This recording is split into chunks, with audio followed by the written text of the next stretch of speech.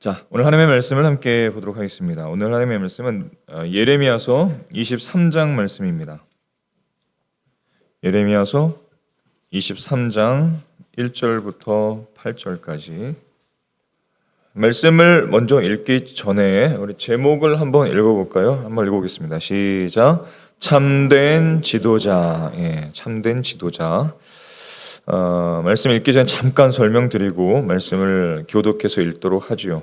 예레미야 선지자는 남유다가 멸망하기 몇십 년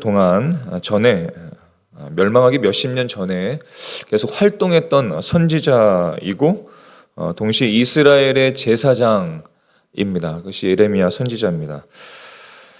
예레미야 선지자가 주로 했던 것은 이스라엘 백성들이 남유다가 받게 될 엄중한 심판, 그것을 경고하는 것이 예레미야 선지자의 임무였어요. 그래서 이스라엘 백성들과 이스라엘 지도자들에게 하나님의 심판, 회개를 불러일으킨 하나님의 심판을 권면하고 또 책망하며 말씀을 전했던 선지자입니다. 왜냐하면은 그 하나님께서 엄중한 심판을 내리셔야만 하셨던 이유는 무엇이냐면 이스라엘 백성들의 우상숭배 때문이었습니다. 우상숭배가 극에 달았고 하나님을 섬기는 대신에 하나님을 거부했습니다. 성전에서는 하나님을 예배했지만 성전만 나가면 우상을 섬겼어요. 교회에서는 하나님을 섬기지만 집에 가서는 우상을 섬기는 것과 비슷합니다. 그렇게 이스라엘 백성들이 우상 숭배와 불의로 찌들었기 때문에 하나님을 언약을 어겼기 때문에 예레미야 선지자를 통해서 하나님께서는 회개를 말씀하셨습니다. 자, 오늘 본문은 그 가운데 이스라엘의 지도자에 대한 꾸짖음과 경고의 말씀입니다. 어제 오늘 사전 투표가 끝났고 이제 다음 주 화요일이 되면 투표를 또 우리가 하게 되는데 오늘 말씀을 통해서 하나님께서 기뻐하시는 나라와 지도자 또 그리고 백성들의 삶은 무엇인지를 함께 고민하고 주님의 말씀을 경청하고자 합니다. 자, 23장 1절부터 8절까지 말씀을 우리 교독해서 읽겠습니다. 제가 먼저 읽겠습니다. 여호와의 말씀이니라. 내 목장의 양떼를 멸하며 흩어지게 하는 목자에게 화 있으리라. 그러므로 이스라엘의 하나님 여호와께서 내 백성을 기르는 목자에게 이와 같이 말씀하시니라. 너희가 내 양떼를 흩으며 그것을 몰아내고 돌보지 아니하였도다. 보라, 내가 너희의 악행 때문에 너희에게 보응하리라. 여호와의 말씀이니라. 내가 내 양떼의 남은 것을 그 몰려갔던 모든 지방에서 모아 다시 그 우리로 돌아오게 하리니 그들의 생육이 번성할 것이며 내가 그들을 기르는 목자들을 그들 위에 세우리니 그들이 다시는 두려워하거나 놀라거나 잃어버리지 아니하리라. 여호와의 말씀이니라. 여호와의 말씀이니라. 보라, 때가 이르리니 내가 다윗에게 한 의로운 가지를 일으킬 것이라.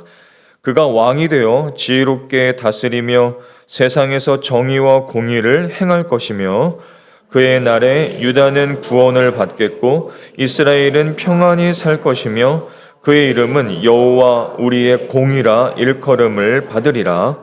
그러므로 여호와의 말씀이니라. 보라, 날이 이르리니 그들이 다시는 이스라엘 자손을 애굽 땅에서 인도하여 내신 여호와의 사심으로 맹세하지 아니하고 이스라엘 집 자손을 북쪽 땅 그 모든 쫓겨갔던 나라에서 인도하여 내신 여호와의 사심으로 맹세할 것이며 그들이 자기 땅에 살리라 하시니라. 아멘. 제목을 참된 지도자라고 정했습니다. 어떤 시대이든지 어떤 나라든지 참된 지도자가 필요하죠.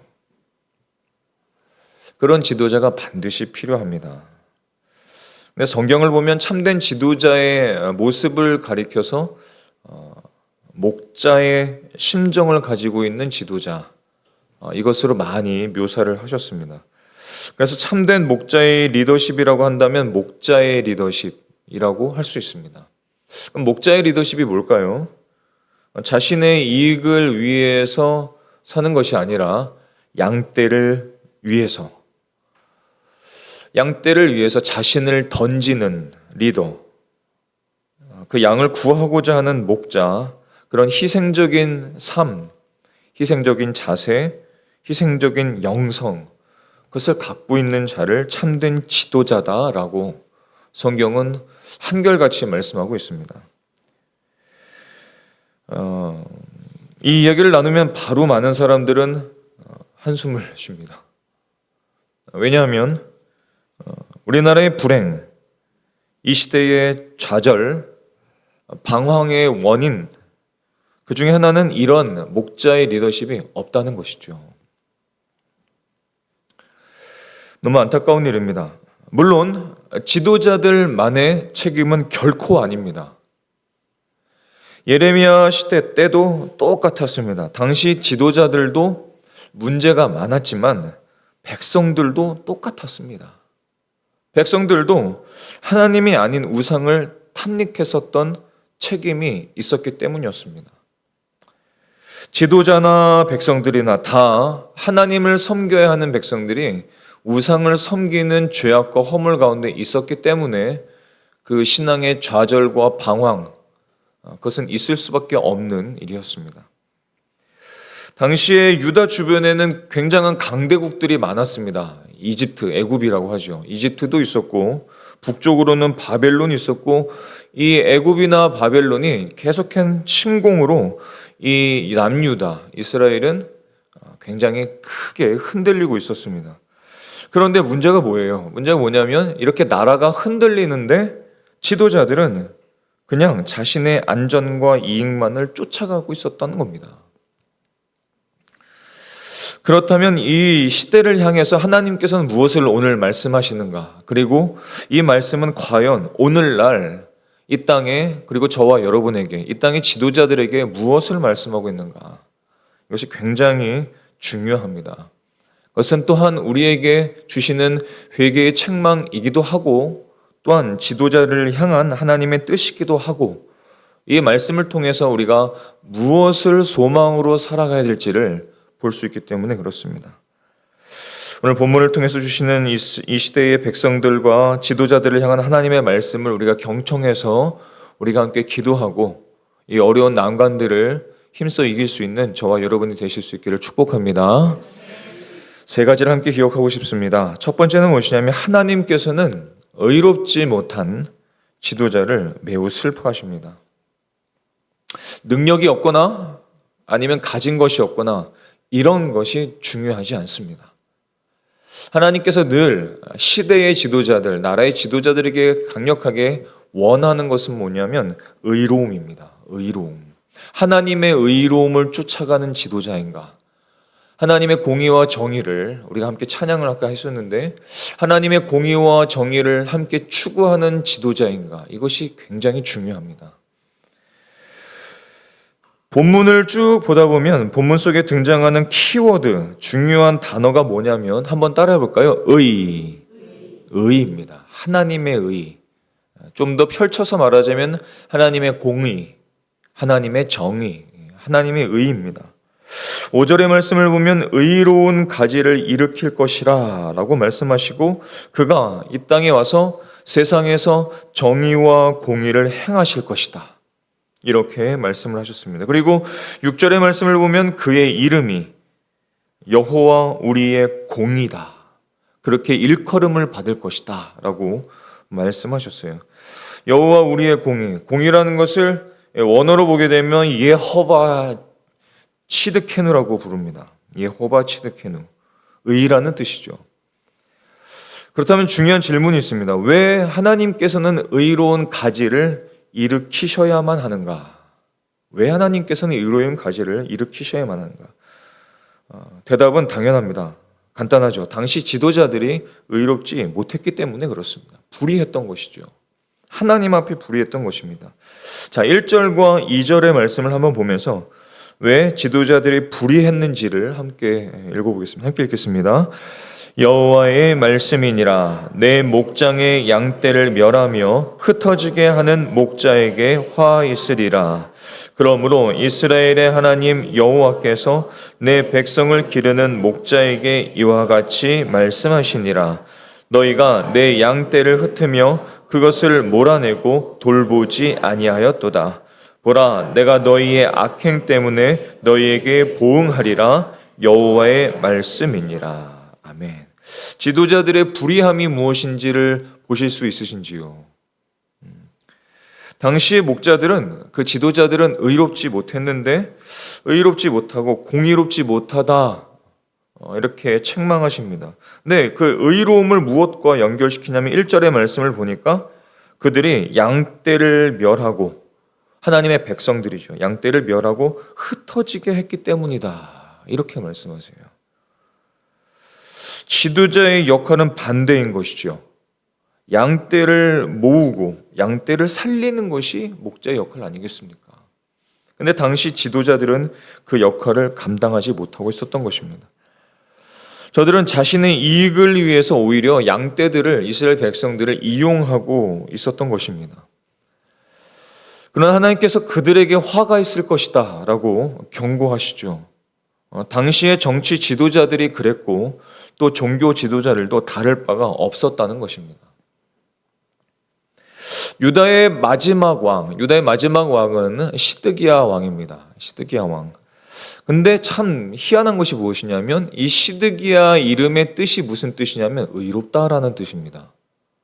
그런데 시드기야 왕은 실제로 의롭지 못한 삶을 살고 있었습니다. 이름은 하나님께서 그렇게 지어주셨는데 그는 불의함을 선택했다는 것이죠. 이름값을 못하고 있었습니다. 이름은 의로운데 그의 삶은 악으로 가득 차 있었고 하나님을 섬겨야 했지만 그는 우상을 섬기고 하나님의 말씀을 거역하고 있었습니다. 그래서 하나님께서는 결과 분노하시고 유다를 버리시기로 작정하셨습니다. 그리고 이 유다를 바벨론에 넘겨주기로 결정을 하셨죠. 의로우신 하나님이 불의한 지도자들을 인하여서 불의가 가득 찬 이 나라를 심판하신 것입니다. 여기서 우리가 어떤 지도자를 선택해야 하는지, 고민해야 하는지, 기도해야 되는지, 무엇을 놓고 기도해야 되는지를 볼 수 있습니다. 우리는 의로운 지도자들로 하여금 나라의 지도자가 될 수 있도록 백성들이, 우리는 그 선택을 해야 합니다. 물론 완전한 자기 이익에서 자유로운 지도자가 어디 있겠습니까? 그런 사람이 어디 있겠어요? 우리는 그렇습니까? 그렇지 못합니다. 자기 이익에서 완전히 자유로운 지도자는 존재할 수 없습니다. 하지만 그래도 적어도 자신보다 백성을 더 생각하고 자신보다 공동체와 나라를 더 생각하는 지도자가 세워질 때 그 사회가 미래를 기대할 수 있지 않겠습니까? 우리가 이것을 놓고 기도해야 한다는 것입니다. 잠언 14장 34절의 말씀을 같이 읽어보겠습니다. 자, 시작. 공의는 나라를 영화롭게 하고 죄는 백성을 욕되게 하느니라. 나라를 영화롭게 하는 게 뭐라고 말씀하세요? 공의라고 말씀합니다. 하나님의 정의, 하나님의 공의, 그 공의를 추구할 때 나라가 영화롭게 된다. 하나님의 영광이 그 나라에 가득하게 된다. 그러나 반대로 죄라는 것의 정의가 무엇입니까? 죄라는 것의 정의는 결국 하나님을 거역하는 것이 죄가 아니겠어요? 하나님의 말씀에서 떠나는 것이 죄가 아니겠습니까?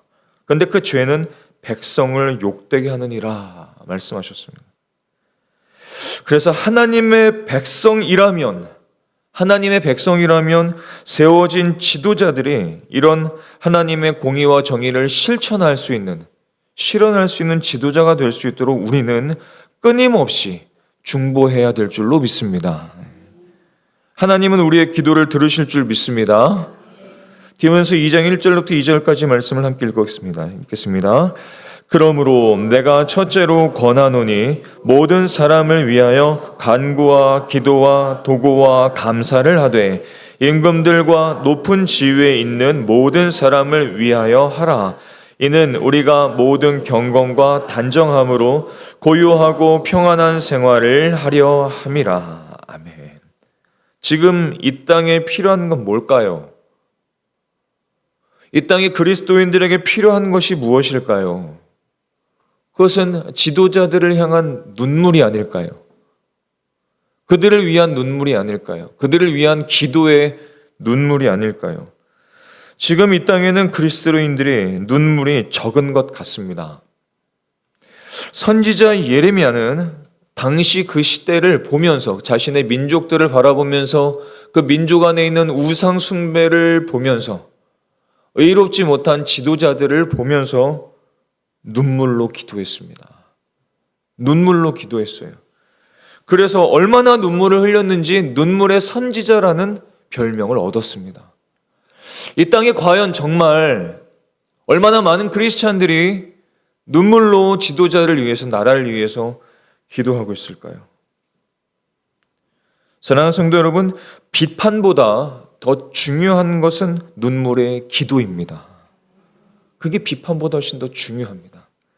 만약 비판을 한 번 한다면 2번 기도하십시오. 2번 비판하셨다면 4번 기도해야 됩니다. 그것이 크리스찬과 다른 사람들의 차이점이 아니겠습니까? 하나님은 우리의 비판을 들으시는 것이 아닙니다. 하나님은 눈물의 기도를 들으시는 줄 믿습니다. 그 눈물의 기도를 들으시고 하나님께서 일하지 않으시겠습니까? 우리의 중보를 들으시는 것을 믿고 우리 지도자들을 위해서 끝까지 중보하고 기도하는 저와 여러분이 되실 수 있기를 예수님의 이름으로 축원합니다. 아멘. 자, 그럼에도 불구하고 우리가 보기에 이 땅의 변화가 느껴지지 못한다면, 이 땅의 변화가 없다면 우리는 그냥 포기해야 할까요? 예레미야 시대 당시 하나님께서는 끝내 망해가는 이 백성들을 그냥 버려두셨을까요? 그렇지 않았습니다. 예레미야 선지자의 기도를 들으셨고 또 회개하는 백성들의 기도를 들으셨습니다. 지금도 마찬가지입니다.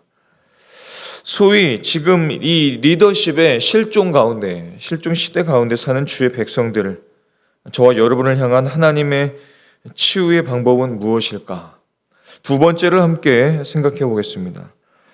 하나님께서는 불의한 지도자들을 슬퍼하실 뿐만 아니라 그것을 끝나는 것이 아니라 의로운 지도자를 세울 것을 언약하셨습니다. 물론 오해하지 마십시오. 오해하지 마십시오. 하나님께서 이번에 몇 번을 뽑으실 것이다. 이러면 이단입니다. 잘못된 거예요. 의로운 지도자가 누구일까요? 이것을 함께 생각해야 됩니다. 하나님께서 한 시대 주의 백성들과 지도자들을 향해 분노하시고 책망하실 때에는 책망으로 끝나시는 것이 아닙니다. 항상 대비책이 있으시죠. 그것이 하나님의 방법이셨습니다. 항상 하나님은 대안을 제시하시고 희망의 미래를 하나님의 백성들에게 주셨습니다. 하나님의 책망과 징계는 언제나 그 이상의 희망과 소망과 미래에 초점이 있으심을 우리가 꼭 기억했으면 좋겠습니다. 하나님은 항상 책망과 소망을 함께 주시는 분이세요. 만약 책망만 주신다면 우리에게 소망이 없습니다. 하나님께서는 책망을 하셔야 우리가 돌이킬 수 있고 나라가 회복될 수 있고 거기에 대신해서 하나님께서 소망의 약속을 또한 주시는 것입니다. 오늘 본문이 그렇죠. 하나님께서 당시 지도자들에 대한 안타까운 그 슬픔만 분노하신 것이 아니었습니다. 하나님께서 스스로 지도자를 세우시겠다고 언약을 해주세요. 자, 4절부터 6절까지 말씀을 같이 읽어보겠습니다. 자, 시작. 내가 그들을 기르는 목자들을 그들 위해 잃어버리지 아니하리라. 여호와의 말씀이니라. 여호와의 말씀이니라. 보라, 때가 이르리니 내가 다윗에게 한 의로운 가지를 일으킬 것이라. 그가 왕이 되어 지혜롭게 다스리며 세상에서 정의와 공의를 행할 것이며 그의 날에 유다는 구원을 받겠고 이스라엘은 평안히 살 것이며 그의 이름은 여호와 우리의 공이라 일컬음을 받으리라. 아멘. 하나님께서 직접 지도자를 세우실 것인데 다윗에게 한 의로운 가지가 일어날 것이다. 이렇게 예언하세요. 즉, 이 지도자는 다윗의 후손으로 오실 것이다. 이렇게 말씀을 하신 것입니다. 그리고 그가 이 땅에 와서 지혜롭게 정의와 공의를 구현하게 될 것이다. 그것을 바라보라. 그것을 소망하라. 그것을 바라보고 소망하면서 이 시대를 극복하라. 이렇게 말씀하시는 것이죠. 6절의 말씀을 보게 되면 그의 이름이 공의로운 여호와 하나님, 예호바 치드케누라고 불리게 될 것이다. 이렇게 말씀을 하세요. 유다의 마지막 왕, 그 시드기야 왕이 이름이 뜻이 무엇이라고 하셨죠? 의로움, 의라고, 의롭다라는 뜻을 가지고 있지만 그는 의롭지 못한 왕이었습니다. 하지만 실패한 그런 인간 지도자 대신에 하나님께서 자신이 참으로 이로운 지도자가 되어주시겠다, 세워주시겠다, 이렇게 약속을 하신 것입니다. 여러분, 나라든지 교회든지 리더십에 대해서 참된 리더십, 그것을 만족해 보신 경험이 있으신지요? 나라든지 교회든지 참된 정의와 공의를 실현하려는 그런 참된 리더십에 대해서 만족해 보신 적이 있으신지요? 인간의 어떤 공의로움에 기뻐하신 적이 있으신지요? 안타깝게도 그런 일은 한 번도 없으실 겁니다. 제가 1993년도에 20살 맞나? 맞습니다. 93년도에 20살이었는데 그때 이후로 지금까지 7번의 대통령 지도자를 경험했지만 단 한 번도 만족해 본 일이 없습니다. 여러분들은 어떠신지요? 하지만 그것은 어쩌면 당연한 일일지도 모릅니다. 인간에게서는 그것을 기대할 수 없기 때문에 그렇습니다. 인간에게서는 그것을 볼 수가 없어요. 여러분과 제가 예수님을 믿고 하나님을 믿는 가장 중요한 이유가 바로 여기에 있습니다. 왜냐하면 인간 지도자가 인간 공동체에서 필요한 것은 사실입니다. 교회에도 리더십이 필요하고 나라에도 리더십이 필요하지만 진정한 소망은 사람에게 있지 않습니다. 인간에게 있지 않습니다. 진정한 희망과 소망은 오직 하나님에게만 있는 것입니다. 하나님이 희망이십니다. 하나님이 구원이세요. 그래서 하나님께서 직접 우리의 의가 되어주시겠다, 이렇게 약속을 하시는 것입니다. 그 하나님에게 나아가는 저와 여러분이 되실 수 있기를 예수님의 이름으로 축원합니다. 예수 그리스도만이 의로우신 지도자임을 우리가 마지막으로 기억할 필요가 있습니다. 예수 그리스도만이 의로우신 지도자이시다. 예레미야서는 구약인가요? 신약인가요? 구약이죠. 우리 함께 구약을 읽었습니다. 오늘 말씀은 구약의 예언입니다. 근데 구약의 예언은 흥미로운 점이 있습니다. 어떤 것이냐면 한번 따라해 볼까요? 이중 예언. 이중 예언이라는 특성이 있습니다. 무슨 뜻이냐면 구약의 그 예언은 당시 시대에도 바로 적용이 되고 또한 장차 미래에도 그 예언이 적용된다는 것입니다. 이중으로 적용된다는 거예요.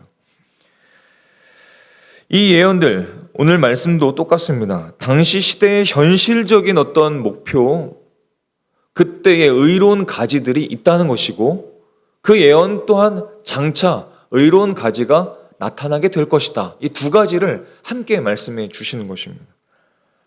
본문의 예레미야 예언의 당시에 의로운 가지라 했던 당시 지도자들은 누구였냐면 에스라와 느헤미야 같은 사람들이었어요.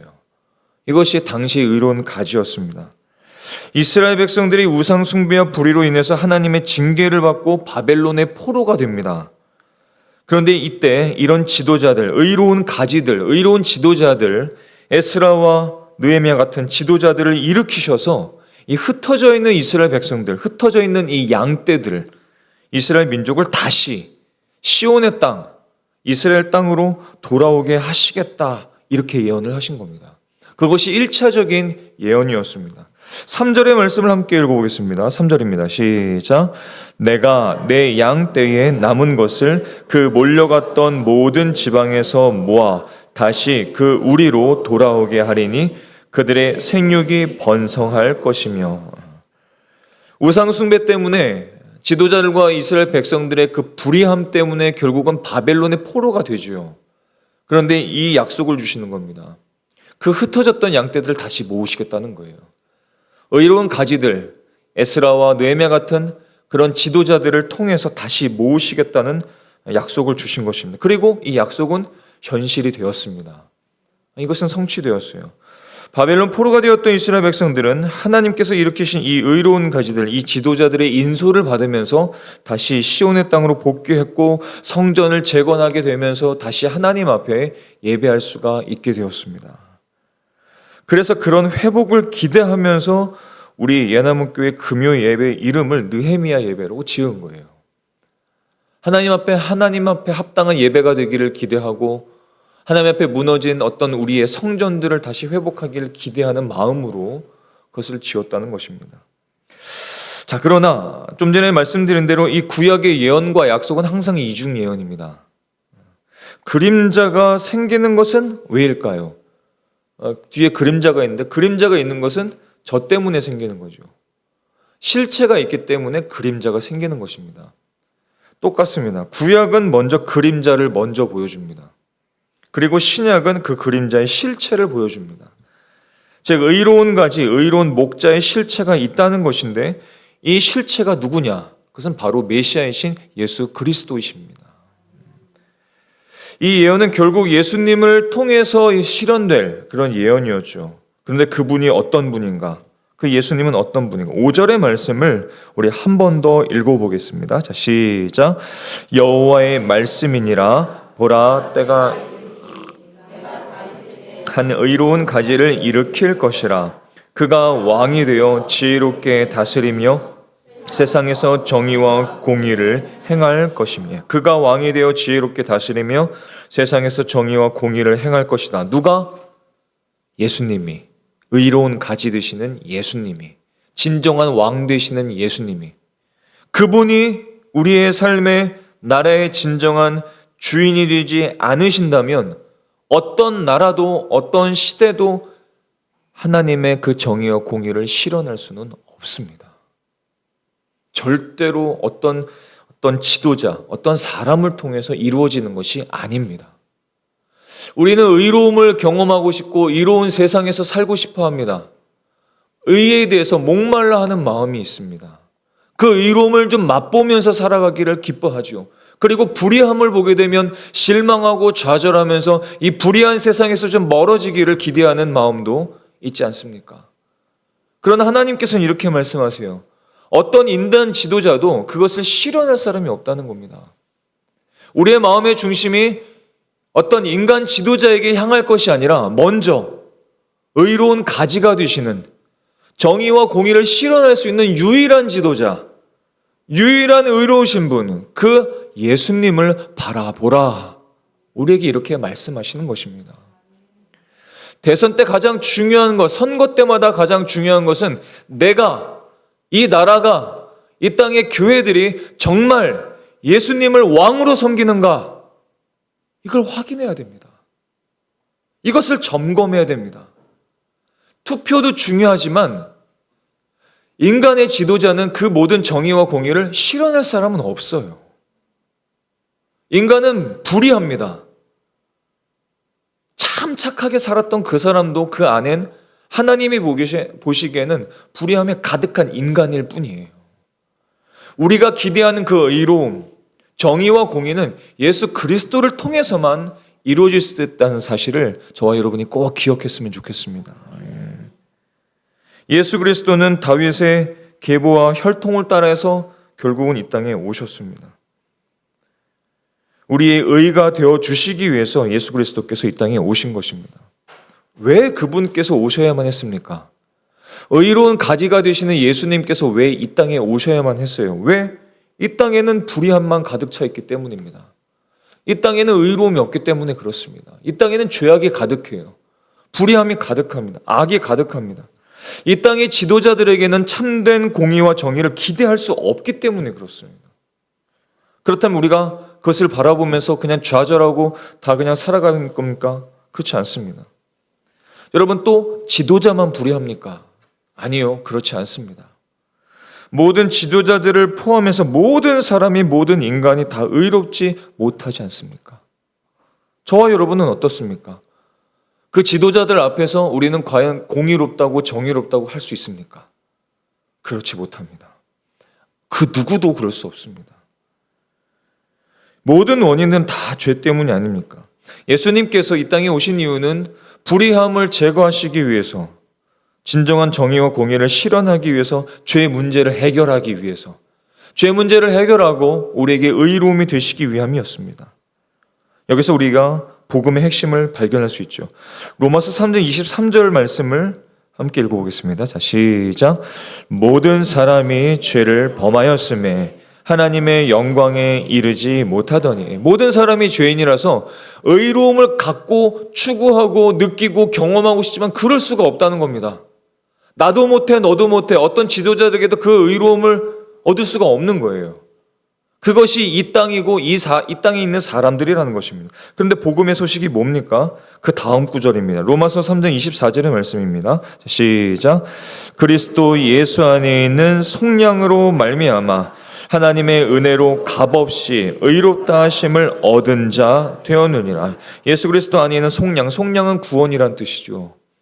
구원으로 말미암아 하나님의 은혜로, 오직 하나님의 은혜로, 어떤 누군가의 노력이 아니라 하나님의 은혜로 값없이 의롭다 하심을 저와 여러분이 얻었다는 것입니다. 23절과 24절의 말씀을 새한글 성경 버전으로 한번 읽어볼까요? 자, 시작. 사실 모든 사람이 죄를 지어서 하나님의 영광에 다다르지 못하는 처지에 있습니다. 그런데 그들은 아무런 대가 없이 하나님의 은혜로 의롭다고 판결받게 된 것입니다. 하나님이 그리스도 예수님 안에서 그들을 죄로부터 풀어주신 덕분입니다. 아멘. 우리가 예수님 앞에 나와 예수님을 믿을 때, 구주로 믿을 때 죄사함을 받고 의롭다 하심을 얻었습니다. 놀라운 은혜입니다. 은혜가 없이는 아무것도 할 수 없는, 의가 없이는 아무것도 할 수 없는, 의가 없이는 의로우신 하나님과 대면할 수 없고, 우리에게는 의가 없기 때문에 하나님을 만날 수 없고, 의로움이 없기 때문에 하나님과 교통할 수 없는 처지였습니다. 그런 존재였습니다. 그런데 예수님께서 이 땅에 오셔서 십자가를 지시면서 예수님의 그 의를 믿는 자들에게 주신 거예요. 우리에게 주신 겁니다. 예수님의 의로움을 우리에게 전가시키셨다, 이렇게 말씀하시죠. 우리에게 주셔서 나를 보시고, 하나님이 저 예수님, 우리 안에 있는 예수님을 보시고 성령님을 보시고 저 사람이 의롭다 하고 인정을 해주신다는 겁니다. 이게 얼마나 큰 은혜예요. 불의함만 가득 채서 아무것도 할 수 없었던, 아무런 존재도 아니었던 저와 여러분이 예수님을 믿는 그 하나 때문에, 복음을 받아들였다는 그 하나 때문에 예수님의 의가 전가돼서 하나님께서 보시기에 불의한 자가 아니라 이제는 의로운 자로 되고, 의로운 자로 하나님께 인정받는 자가 되었다는 것입니다. 이것을 우리가 늘 감사하실 수 있기를 바랍니다.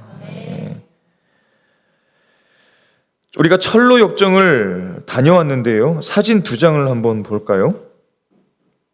네. 사진을 크게 하려다가 여러분들의 자신의 얼굴만 바라보게 될까봐 2번 다녀왔는데 이렇게 다녀왔습니다. 자신의 얼굴은 보지 마시고 자, 위의 내용을 한번 보십시오. 위에 세 천사가 보이십니까?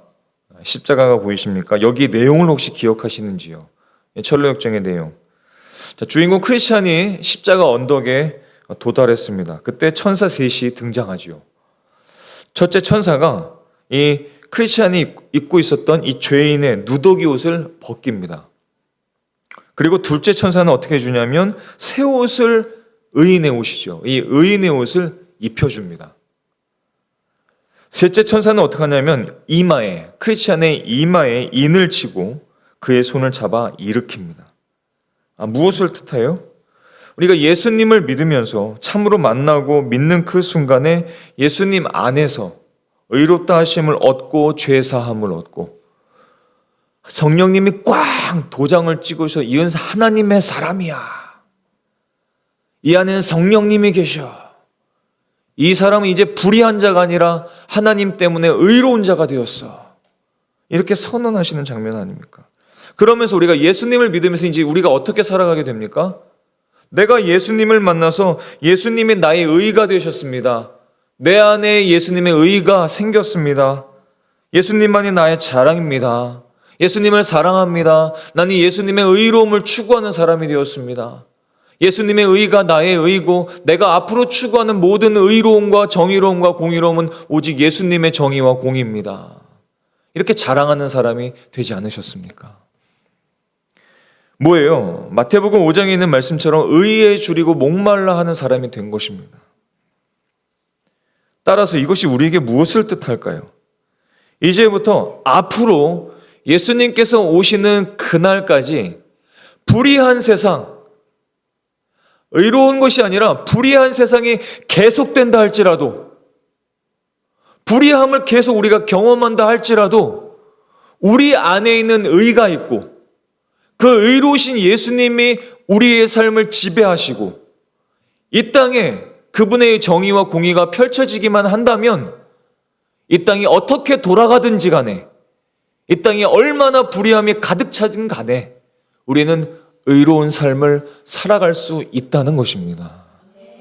세상이 어떻게 돌아가든지 우리 안에 있는 예수님의 의로 말미암아 우리는 의로운 삶을 영위할 수 있고 의로움을 계속 추구할 수 있고 예수님을 만나고 하나님의 그 거룩하심과 의로움을 내 삶 속에 담아서 의로운 삶을 우리가 계속해서 살아갈 수 있다는 것입니다. 그렇다면 그것이 무엇이 중요할까요? 우리의 의로움, 우리 안에 있는 예수님의 의로움을 보고 저 불의함 속에 있는 사람들이 영광과 의로움 가운데 나오게 된다는 겁니다. 예수님 앞에 나오게 된다는 거예요. 불의한 인생 속에서, 불의한 세상 속에서 의로우신 예수님을 우리의 삶을 통해 바라보고 경험하게 되면서 예수님 앞으로 사람들이 나오게 된다는 겁니다. 얼마나 영광스러운 도구가 된 것입니까? 이것이 하나님의 도구가 된 인생 아니겠어요? 이것이 빛과 소금의 삶이 아니겠습니까? 우리의 삶 자체도, 내 삶도 의로우신 예수님 때문에 목말라 하던 그 의로움을, 목마름을 다 해소하고 그 목마름을 경험할 뿐만 아니라 우리가 경험하는 그 의로움이 우리 주변에 있는 사람들에게 전파가 되어서 이 세상에서 경험할 수 없는 의로움을 좀 경험하고자 우리의 삶 가운데 함께 나오고 함께 예배하고 주님 앞에 나오게 된다는 것입니다. 그것이 결국 전도가 아닐까요? 오늘 말씀을 통해서 우리가 몇 가지를 짧게 기억하고 기도하고 싶습니다. 첫 번째는 무엇이냐면 이 나라의 중요한 대선 앞에서 오늘의 말씀 앞에서 하나님의 말씀 앞에서 우리가 먼저 스스로 묻고 기도해야 될 것이 있습니다. 그것은 무엇이냐면 의로우신 예수님께서 나에게 오셨다. 의로우신 예수님이 내 안에 오셨다. 이것을 먼저 감사하실 수 있기를 바랍니다. 이것을 감사해야 돼요. 의롭다함을 받았음에 늘 감사하실 수 있기를 바랍니다. 예수님 때문에 나는 의롭다함을 받았으니까 얼마나 감사한 일이에요. 두 번째로 기억할 것은 무엇이냐면 내 인생의, 내 삶의 참된 지도자는 사람이 아닙니다. 내 삶의 참된 지도자는 오직 예수님이라는 것을 기억하실 수 있기를 바랍니다.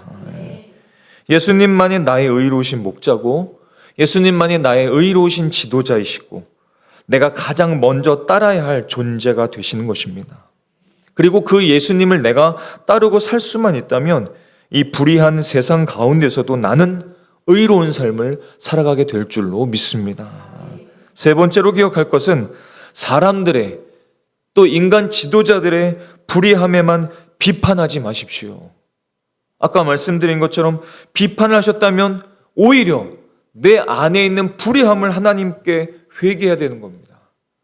그리고 그 불의한 지도자를 향해서 우리는 중보하고 기도해야 될 줄로 믿습니다. 네 번째로 기억할 것은 하나님께서 이번 대선을 통해 세워주시는 대통령을 통해서 부디 하나님께서 이 나라를 불쌍히 여기셔서 그 예수님의 정의와 하나님의 공의가 실현되는 나라가 될 수 있도록 저와 여러분이 꼭 기도하실 수 있기를 바랍니다.